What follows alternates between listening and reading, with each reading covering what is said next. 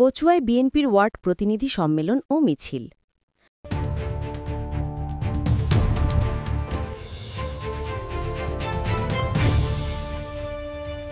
আপনারা দেখছেন কচুয়া টিভি, খবর যেখানে আমরাও সেখানে।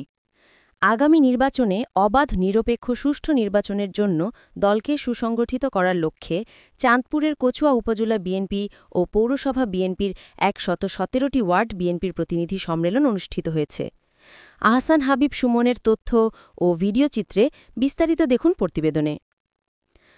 শনিবার বিকেলে কচুয়া সরকারি ডিগ্রি কলেজ মিলনায়তনে বিএনপির ওয়ার্ড প্রতিনিধি সম্মেলনের প্রধান অতিথির বক্তব্য রাখেন বিএনপির কেন্দ্রীয় কমিটির সদস্য ও উপজেলা বিএনপির সমন্বয়ক মোহাম্মদ মোশাররফ হোসেন মিয়াঝি।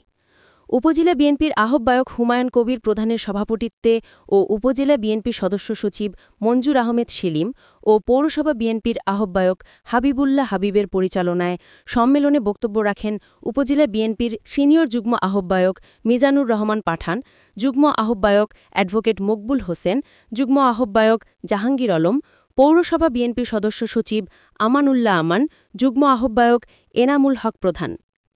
ওয়ার্ড প্রতিনিধি সম্মেলন শেষে কচুয়া উপজেলা বিএনপি সমন্বয়ক মোহাম্মদ মোশাররফ হোসেন মিয়াজির নেতৃত্বে একটি বিশাল মিছিল কলেজ প্রাঙ্গণ থেকে বের হয়ে কচুয়া বাজারে গুরুত্বপূর্ণ সড়ক প্রদক্ষিণ করে কচুয়া বিশ্বরোড হয়ে কচুয়া দক্ষিণ বাজার পল্টন ময়দানে এসে শেষ হয়।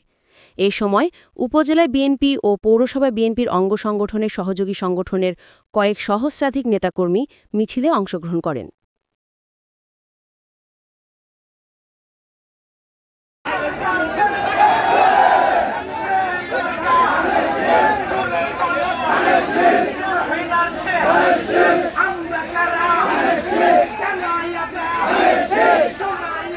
Hallelujah!